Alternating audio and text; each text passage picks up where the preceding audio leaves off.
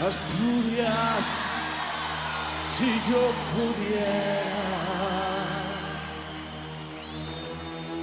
si yo supiera cantarte, Asturias verde de montes y negra de minerales.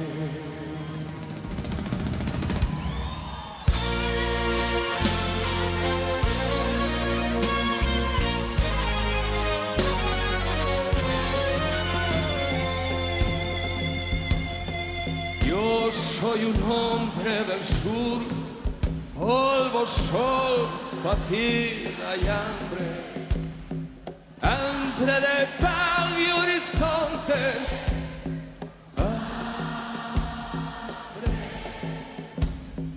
bajo la piel resecada, ríos sólidos de sangre y el corazón asfixiado, sin venas para aliviarte, los ojos ciegos, los ojos ciegos de tanto mirarte, sin verte Asturias del alma, hija de mi misma madre.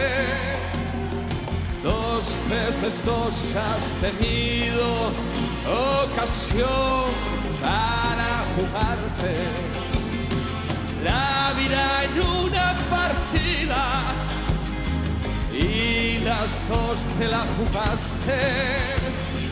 ¿Quién derribará ese árbol de Asturias ya sin ramaje?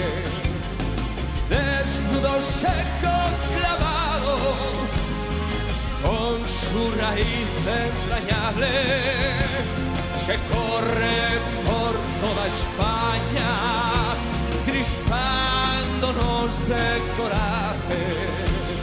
Mirad, obreros del mundo, su silueta recortarse contra ese cielo impasible, vertical, inquebrantable, firme sobre roca firme, herida viva su carne.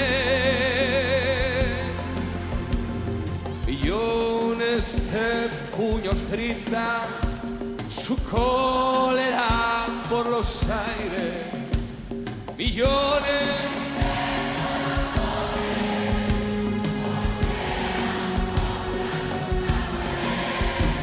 prepara tu salto último, lívida muerte cobarde.